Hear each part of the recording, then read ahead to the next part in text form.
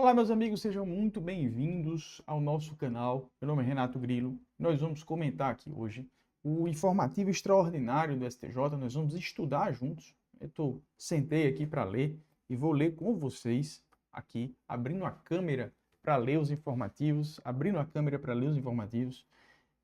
nesse caso aqui, o informativo extraordinário do STJ, que condensa o informativo extraordinário. Ele tem a finalidade de condensar os principais julgamentos semestrais do STJ. Aqui no caso, o semestre 2025.1. Sem muita demora, porque o nosso caminho é longo, vamos estudá-lo.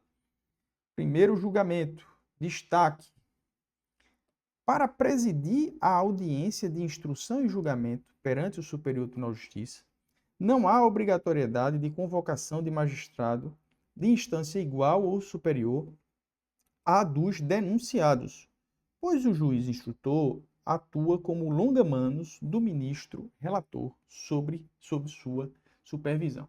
Aqui tem vários pontos para a gente contextualizar esse destaque. Primeiro, nós sabemos que STJ e STF, na Constituição Federal de 88, e se você tem qualquer dúvida sobre isso, procura um vídeo aqui no meu canal que trata sobre esse assunto, eles funcionam como cortes de sobreposição interpretativa do direito federal, no caso do STJ, e da Constituição Federal, no caso do STF, ok? Eu tenho, inclusive, uma sequência de vídeos que eu falo sobre repercussão geral e que eu explico um pouco isso. Então, você está convidado a ter acesso a esse Entenda Direito aqui do canal. Ok, maravilha. Então, temos cortes de sobreposição que a gente chama, em sentido amplo, de instâncias extraordinárias, cujo acesso se dá mediante a técnica processual. No caso do STJ, do recurso especial, no caso do STF, do recurso extraordinário. Ok. Mas essas cortes de sobreposição interpretativa do direito federal e da Constituição Federal, que dizem o sentido e o alcance das normas legais e das normas constitucionais, informando todo o sistema jurídico, elas também têm competências recursais ordinárias e tem também, ponto 2, jurisdição originária. Professor, o que é isso? Veja só. Começando de trás para frente. Jurisdição originária ocorre quando a demanda judicial, a pretensão judicial é deduzida originariamente, como se fosse um juízo de primeiro grau no STJ e no STF. Quando isso acontece? No foro por prerrogativa de função. Então, desembargadores de tribunais de justiça, eles têm a pretensão da persecução punitória ajuizada pelo Ministério Público, investigação, denúncia, originariamente no STJ. O STJ funciona como instância originária. O presidente da República, por exemplo, o presidente do Congresso Nacional, por exemplo, tem a sua jurisdição originária nos crimes no STF. Então, essas mesmas cortes que julgam recursos especiais, que julgam recursos extraordinários, elas também têm competências originárias. É o caso do habeas corpus. O habeas corpus é ajuizado, é impetrado, melhor dizendo, originariamente nessas cortes, de acordo com as regras de competência própria que estão abertas para que elas tenham essa jurisdição originária. Ponto 1. Então, ok. Quando elas têm, essas cortes, jurisdição recursal ordinária? Quando os tribunais de justiça e os tribunais regionais federais, eles julgam originariamente mandados de segurança, por exemplo. Existe o recurso ordinário constitucional para o STJ. Ou quando o STJ julga um mandado de segurança originariamente. Existe o recurso ordinário constitucional e mandado de segurança para o STF. Então, as cortes de sobreposição interpretativa julgam recursos extraordinários, em lato sensu, recurso em espécie, recurso especial e recurso extraordinário. Elas julgam recursos ordinários constitucionais, como, por exemplo, quando a corte anterior julgou um mandado de segurança em sentido originário, e elas têm jurisdição originária. Aqui é o caso. Aqui é essa terceira hipótese. Temos um caso de jurisdição originária, desembargadores que estão sendo julgados pelo STJ, persecução penal está sendo, na sua origem, no STJ. E o que é que acontece num gabinete do STJ? Será distribuída essa persecução penal para um relator que tem um gabinete. No gabinete deste relator, deste ministro, funcionam juízes convocados. Alguns gabinetes têm 2 juízes convocados. Eu trabalhei 7 anos no STJ, conheço bastante dessa realidade. Como assessor de ministro, eu era procurador da Fazenda cedido, assessor de ministro no STJ por 7 anos, conheci muito de perto essa realidade. Alguns gabinetes, a maioria deles, tem 2 juízes convocados, um instrutor e um juiz auxiliar. E eles auxiliam e fazem instrução dos processos de relatoria do respectivo ministro, dentro daquele gabinete. E aí surgiu a seguinte questão, mas espera aí, um desembargador que funciona como integrante de um tribunal vai ser ouvido e vai ter o seu processo instruído por um juiz convocado, um juiz de primeiro grau? O STJ disse sim, não há nenhum problema. Porque o juiz, aqui, ele está funcionando dentro dessa instância originária, excepcionalmente aberta nos casos previstos para foro por prerrogativa de função na Constituição Federal, como auxiliar do ministro. Como auxiliar do ministro. Então, na verdade, ele é longa-mandos do ministro. Na verdade, ele está instruindo ou auxiliando os processos de relatoria do ministro, mas as decisões são dos pertencem aos ministros. Então, agora eu vou ler de novo o destaque, porque eu acho que vai ficar mais claro, né? E assim, a gente sempre aproveita, quando dá, para explicar de uma maneira mais ampla, né? Vamos lá, vamos estudar.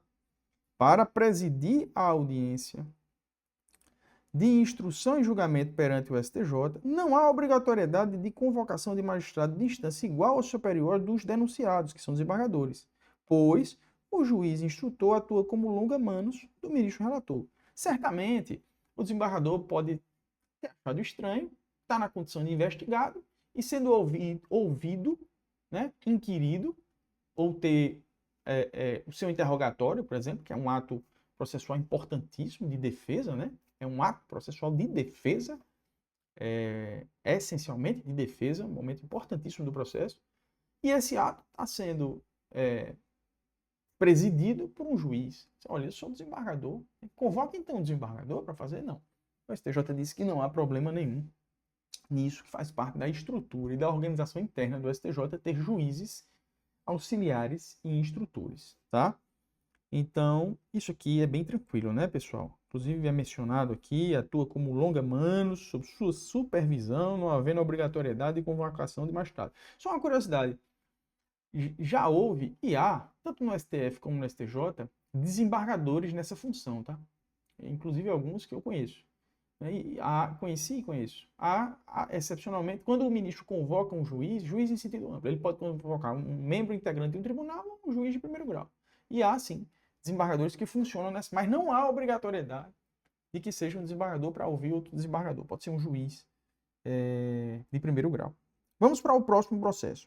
Né? Esse processo é importante porque é o processo da Corte Especial, né? Isso, Corte Especial. Mas vamos para o próximo. Esse julgamento, vamos para o segundo julgamento, e esse julgamento é muito interessante, tá? Eu vou ler aqui o destaque do nosso segundo julgamento. A circulação de produto nacional dentro do território brasileiro, isso é muito importante, com ilusão do pagamento de tributo estadual, não caracteriza crime de descaminho. De modo que a conduta do servidor público, que em violação de dever funcional, facilitar tal circulação, não configura crime de facilitação de contrabando ou descaminho. A justificar a competência da Justiça Federal. Ok. Podendo, conforme as circunstâncias e o dolo do agente, configurar outros delitos, inclusive o crime de prevaricação de competência estadual. Pessoal, em primeiro lugar, vamos revisitar aqui os conceitos. Se uma mercadoria transpõe a ponte da amizade entre o estrangeiro, o alienígena lá em Foz do Iguaçu, né? Se o cidadão sai do Paraguai para Foz do Iguaçu com cigarro, por exemplo, que é uma mercadoria proibida, não se cogita sequer se foi recolhido o tributo ou não, não interessa. Ela será objeto de perdimento e será configurado, em tese, o crime de contrabando. Já se o cidadão internaliza do Paraguai para o Brasil, do alienígena para o Brasil, ou de qualquer outro país para o Brasil, por via terrestre ou via aérea, o que quer que seja, um, um equipamento eletrônico de uso permitido no Brasil, que não se cogita qualquer proibição, mas sem o pagamento dos tributos devidos pela transposição dessa barreira alfandegária, dos tributos para o desembaraço aduaneiro, ou seja, o valor da mercadoria está acima da isenção que ele pode ter, e ele não paga o tributo. Ele, em tese, ele estará em curso, em tese, no crime de descaminho. Então, o crime de contrabando e o crime de descaminho têm essa diferença conceitual, né? Ok. Os tributos incidentes no desembaraço aduaneiro, eles são federais e estaduais, né? Basicamente incide imposto de importação, que é um tributo federal, da espécie imposto, as contribuições PIS, COFINS de importação, ok? E do Estado incide o ICMS importação. Independentemente de você ser contribuinte habitual do tributo ou não, incide o tributo estadual na internalização de mercadorias. Ok.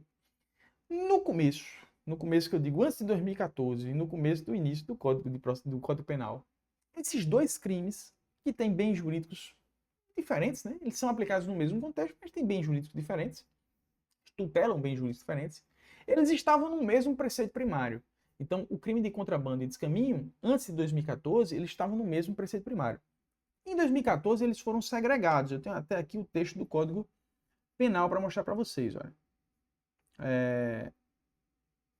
O descaminho está no 334, ok?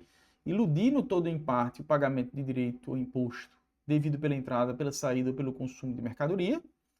E o contrabando está no 334A, importar ou exportar mercadoria proibida. Veja que o contrabando ele amarra bem a questão da importação e exportação.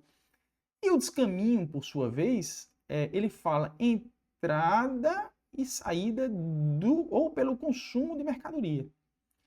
E aí criou-se uma tese de amplitude desse tipo penal no sentido de compreender a ilusão no pagamento de tributos incidentes entre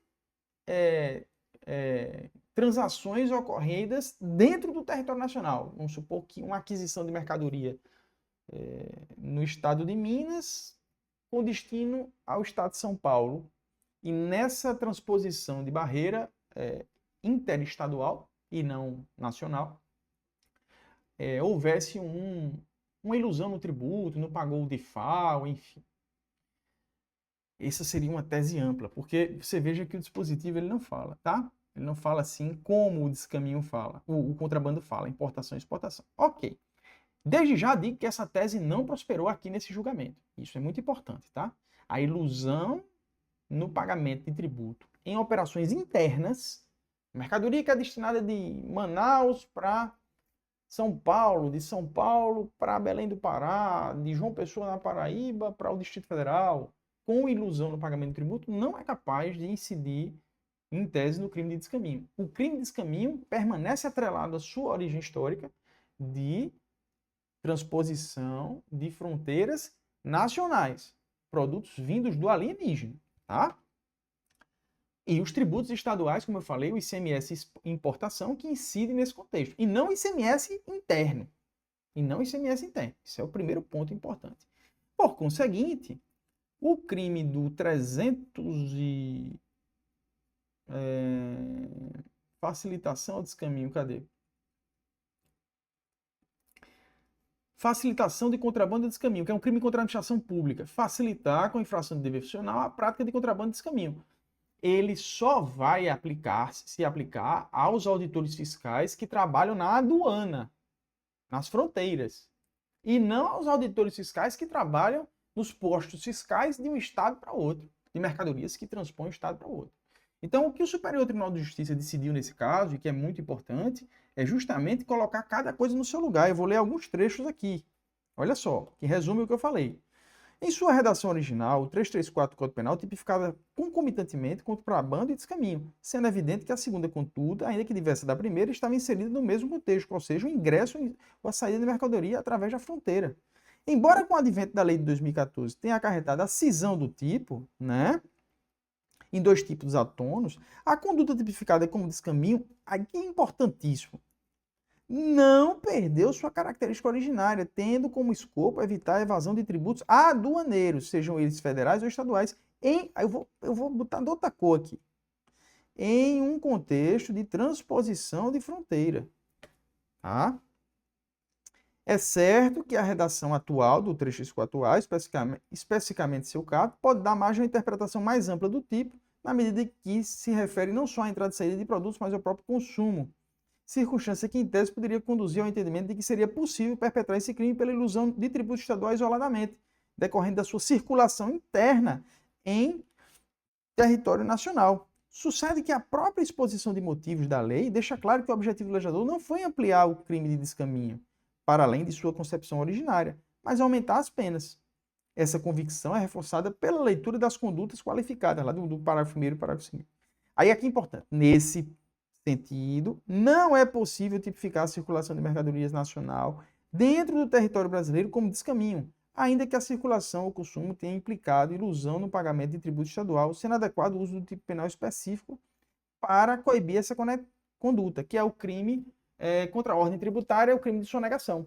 Em outras palavras, a alteração legislativa não ampliou o tipo penal de descaminho a ponto de abarcar operações internas de circulação de mercadorias nacionais com ilusão de pagamento de tributo estadual. Então, isso aqui é muito importante. É muito importante.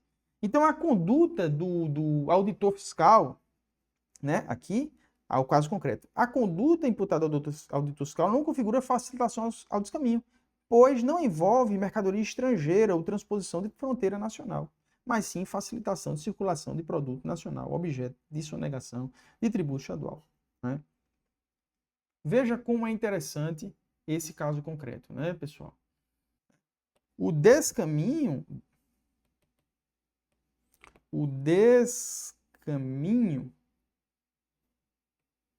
só pode compreender, né? O núcleo do tipo lá só pode compreender o alienígena. Um alienígena. Vou até desenhar um alienígenazinho aqui, ó. Na verdade é o território alienígena, né? O território alienígena para o nacional. Se a mercadoria sai do estado de Minas, MG, para o estado de São Paulo, e aqui há uma ilusão no pagamento PGTO do ICMS, por exemplo, isso não configura descaminho. Não configura descaminho. Né? Não configura descaminho. O descaminho é do território alienígena para o território nacional. Então, vamos prosseguir aqui para o nosso terceiro julgamento. Também é um julgamento aqui, deixa eu ver aqui. Julgamento da terceira sessão.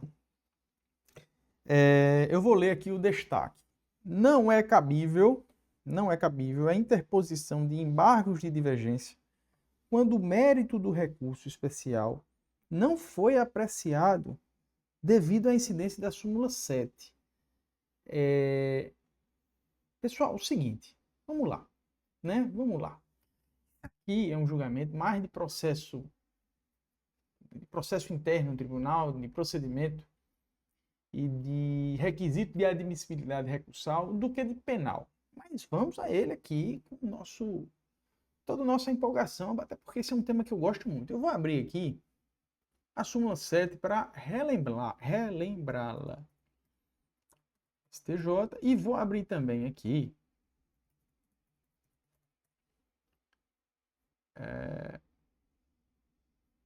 o Código de Processo Civil. Embargos de divergência.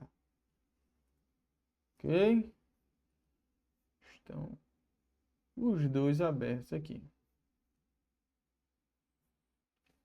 Deixa eu ir para cá.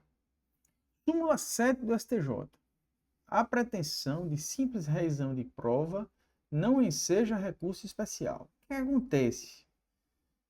E novamente eu convido vocês a assistir uma sequência de vídeos que eu tenho aqui no canal sobre recurso especial. Recurso extraordinário, requisito de admissibilidade, repercussão geral. O que acontece, pessoal? Quando a gente tem aqui um juiz de primeiro grau e um juízo de segundo grau, né? A gente fala aqui em instâncias ordinárias. Ok? Essas instâncias ordinárias, elas analisam fatos e provas em toda a sua profundidade. Toda a sua profundidade. Analisa fatos e provas, faz inquirição de testemunha, etc, etc. Quando a gente parte para as instâncias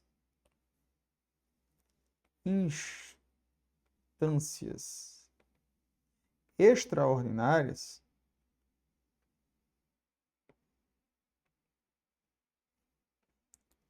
elas não analisam fatos e provas. Elas dão o sentido e alcance. Eu vou colocar para ficar sentido e alcance, que na verdade elas interpretam a Constituição Federal, STF, por meio do recurso extraordinário, e a Lei Federal, STJ, por meio do RESP. Então, você só acessa as instâncias extraordinárias se você tiver no seu processo a capacidade de destacar uma discussão de direito federal ou de direito constitucional. Para acessar, às vezes concomitantemente, porque às vezes você consegue extrair da discussão do processo concomitantemente temas de direito federal e de direito constitucional, você pode acessar concomitantemente em exceção ao princípio da unirecorribilidade, segundo o qual uma decisão desafia apenas um recurso, você pode acessar STF e STJ concomitantemente, desde que você tenha fundamento para fazê-lo. Então, daqui, você pode acessar STF e STJ. Tanto o STF como o STJ não analisam fatos e provas. Por isso que existe a súmula 7. Né? Então, ó, vedação, análise de prova, súmula, STF. No STF, nós temos a súmula 279. Veja aqui, ó. Súmula 279. Estabelece que para o simples exame de prova não cabe recurso extraordinário. Né? Porque existe a súmula 7 e a súmula 279, STJ e STF. Por conta dessa estruturação do nosso sistema judiciário. Tá? Aqui ele vai dizer o que é a Constituição Federal, que é o guardião da Constituição Federal, e aqui ele vai dizer o que é a lei federal. Se o recorrente em recurso especial ou em recurso extraordinário, né, não tem o seu recurso RESP não conhecido, por exemplo, pela quinta turma, né,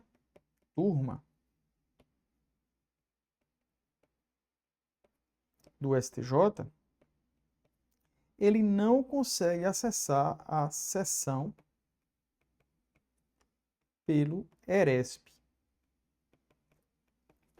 Aí eu digo, o que é um ERESP? Um ERESP, pessoal, é o seguinte, é quando você encontra um julgamento de mérito, por exemplo, quando a quinta turma diverge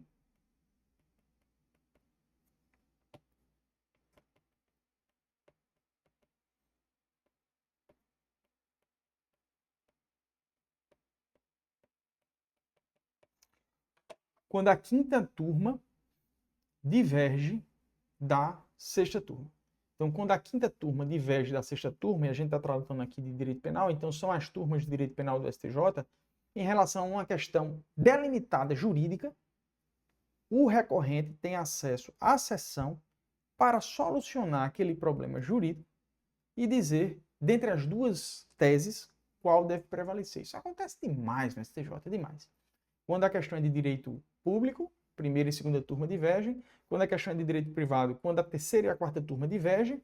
E quando a questão é de direito penal, quinta e sexta turma. E quando a questão é, digamos assim, envolve todas as seções, como por exemplo no tema dos honorários, da interpretação que deve ser dada ao artigo 85 do CPC, vai para a Corte Especial, porque é um tema que tem divergência de todas as turmas. Então aí, quando há uma divergência entre a primeira turma e a quinta turma, entre a segunda turma e a quarta turma, em relação a um tema de processo, por exemplo, que interessa todo o tribunal e não apenas as suas seções temáticas, que o STJ tem 3 seções temáticas, direito público, direito privado e direito penal, vai para a Corte Especial, o ERESP.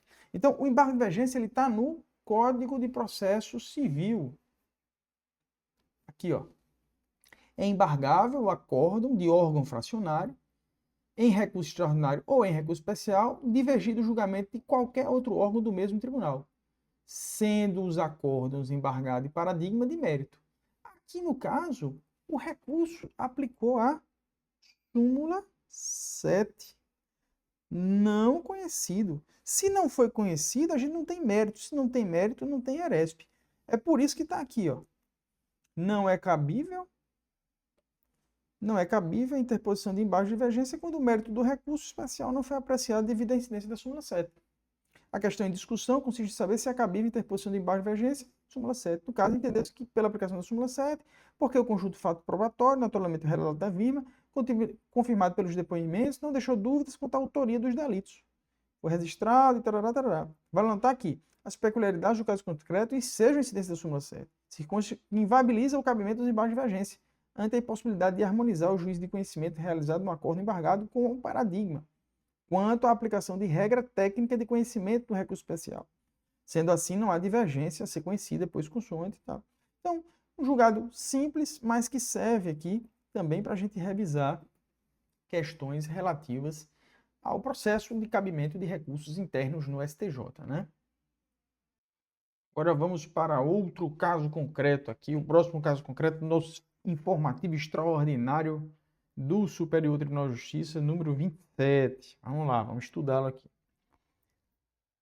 O destaque, texto destaque aqui do informativo.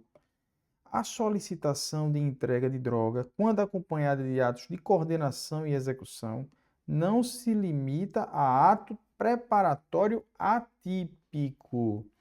A autoria intelectual no tráfico de drogas, com a determinação de aquisição e entrega, configura a prática do verbo trazer consigo, justificando a aplicação do artigo 29 caput do Código Penal. Veja só, qual era o contexto aqui? Cidadão, em articulação com um terceiro, comprou deste terceiro drogas, introduziu no corpo de sua esposa e determinou que ela levasse até um estabelecimento prisional para comercialização, para venda. Então, o cidadão, casado, mancomunado com um terceiro, adquiriu, junto a este, as drogas e orientou, como aqui o informativo fala, né?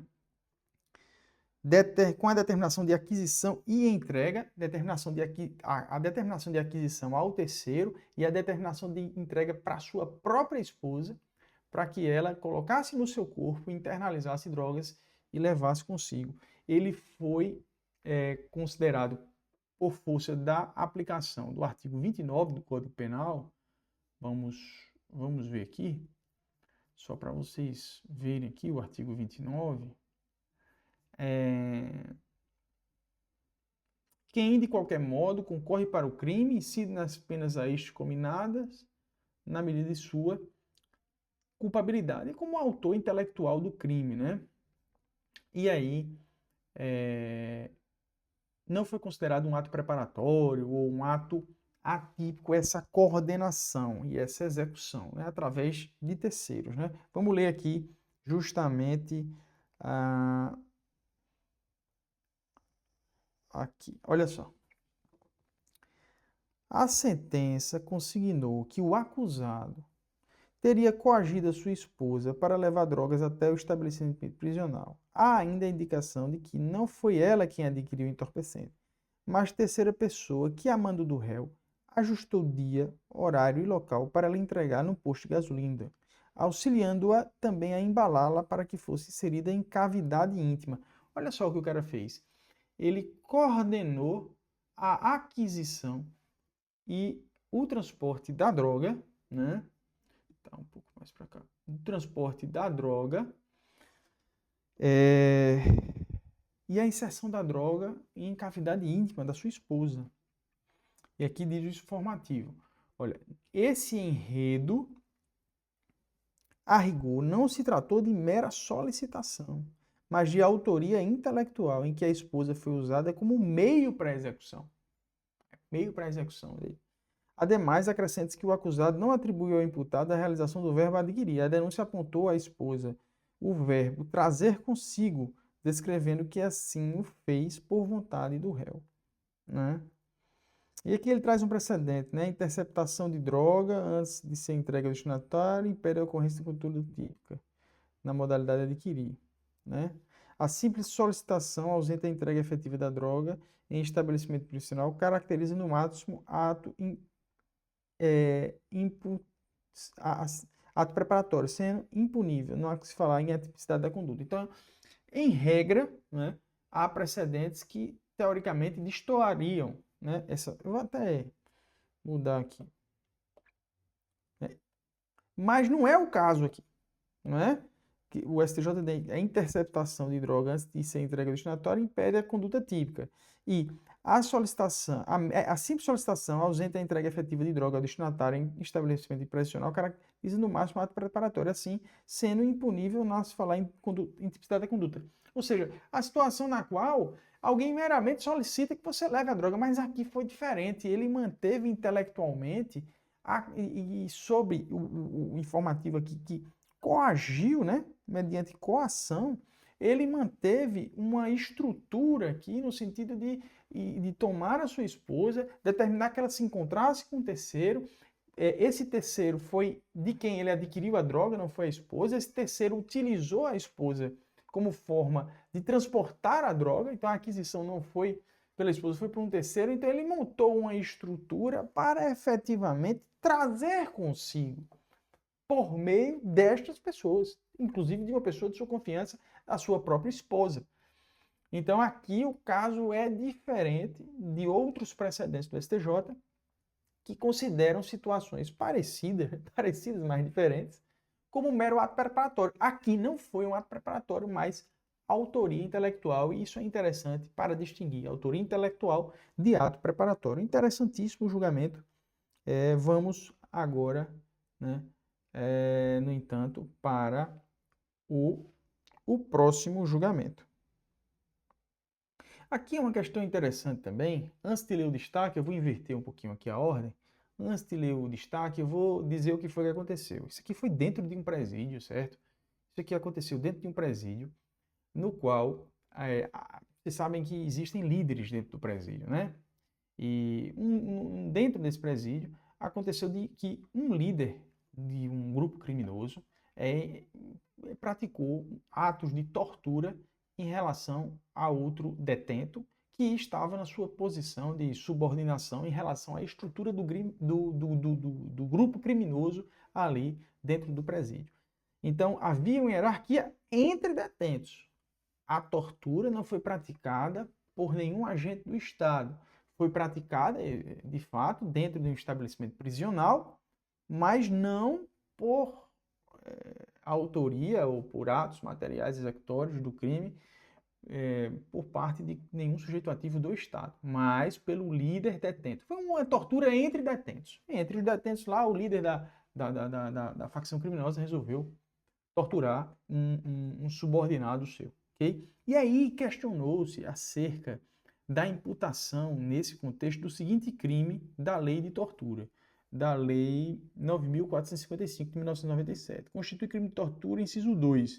Submeter alguém sob sua guarda, poder ou autoridade, com emprego de violência ou grave ameaça, a intenso sofrimento físico ou mental, como forma de aplicar castigo pessoal ou medida de caráter preventivo. Esse sob sua guarda, poder ou autoridade, especialmente poder ou autoridade, esse autoridade aqui, qual a interpretação jurídica que o STJ dá a ele, deu a ele nesse precedente? Deu que a autoridade aqui é autoridade no sentido de autoridade pública e não autoridade sociológica ou de fato ali integrante de um grupo criminoso. E o crime, portanto, foi desclassificado para o artigo 129, que é o crime de lesão corporal. Agora, explicado isso, o contexto, né? E qual era aqui o elemento do tipo penal que foi objeto de interpretação, eu vou ler agora o destaque, tá? A inexistência da posição de garante, obrigação de cuidado, posição de garante, né? Obrigação de cuidado, proteção ou vigilância do autor em relação à vítima, obsta a tipificação da conduta como crime de tortura, castigo, do artigo 1º, 2, que é um crime próprio, que só pode ser praticado por qualquer agente que tenha a vítima sob sua guarda, poder ou autoridade, isto é, que esteja na posição de garante, seja em virtude de lei ou seja em virtude de uma relação jurídica pré-existente, né? A questão da guarda, por exemplo, né? A questão da guarda. Mas a autoridade criminosa ou, enfim, alguma coisa assim, não. Então, o que foi que aconteceu? Olha só. O tribunal ACPO manteve a desclassificação do delito para o crime do 129, que é a lesão corporal, consignando que tanto a vítima quanto os denunciados eram detentos da unidade prisional e, diante deste fato, concluiu que, ainda que presente uma hierarquia estabelecida entre os detentos, não haveria que se cogitar a existência de posição de garante de um reeducando em relação a outro, né? E o STJ possui posição consolidada nesse sentido, né? E aí ele disse assim, portanto, a inexistência de prévia relação jurídica apta a afirmar a posição de garante do autor com relação à vítima é a circunstância que, de fato, obsta a tipificação da conduta como crime de tortura. Né? Beleza, pessoal. Agora vamos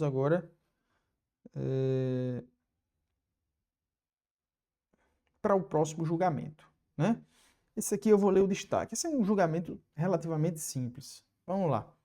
A tipicidade do crime de tráfico de drogas se configura pelo transporte de substâncias que individualmente constituem ou são precursoras de entorpecentes, mesmo que a combinação dessas substâncias não conste da lista de substâncias proibidas da Anvisa. O que acontece? Aqui é o conteúdo e continente, né? O conteúdo não estava na lista da Anvisa, mas o continente, as matérias-primas utilizadas para chegar naquele conteúdo estavam. E configurou-se o crime. Embora a substância não estivesse na lista da Anvisa, as precursoras ou as utilizadas para chegar a esta substância estavam. E aí, é interessante que o STJ deixa consignado aqui, ó. Esse último parágrafo, para mim, é o argumento central aqui desse precedente. A possibilidade de separação e regeneração das substâncias confirma a tipicidade da conduta. Ou seja, embora a substância fim, ou a substância conteúdo, ou o conteúdo que ele carregava, não estivesse propriamente inserido no conceito de droga, de acordo com a Anvisa, era possível a decomposição desta substância atípica, teoricamente atípica, em substâncias parte que são precursoras ou estão, né, dentro do conceito de droga. Então, foi considerado típica a conduta. Olha só. Portanto, a tipicidade do crime de tráfico se configura pelo transporte de substâncias que individualmente constituem ou são precursoras de entorpecentes, mesmo que a combinação dessas substâncias não conste na lista de substâncias proibidas. A possibilidade de separação e regeneração das substâncias confirma a tipicidade da conduta. Então, é uma questão... aqui diz, né, quais eram as substâncias, era a questão de lança-perfume, né? Ácido clorídrico e tricloroetileno. Ok, simples isso aqui, né? O cara estava com substância lá, que enfim, vamos lá. Vamos seguindo aqui.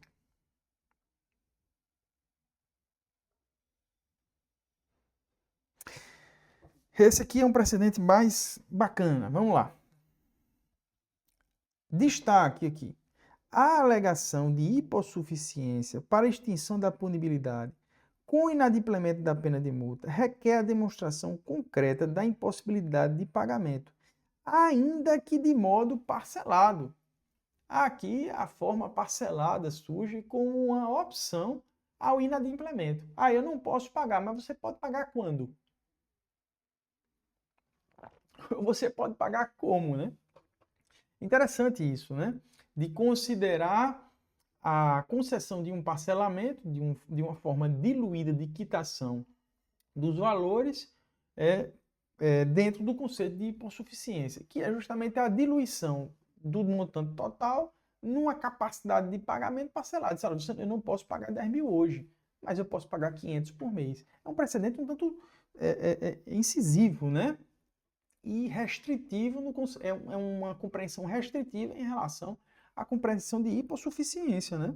A questão é muito interessante esse julgamento, né? Vamos olhar aqui. Vamos lá. A questão em discussão consiste em saber se a hipossuficiência alegada pela defesa é suficiente para justificar a extinção de punibilidade. O STJ tem um tema repetitivo que foi revisado no sentido de que o inadimplemento da pena de multa após cumprida a pena privativa de liberdade ou restritiva de direitos não obsta a extinção de punibilidade ante a alegação de hipossuficiência do condenado, salvo se diversamente, vou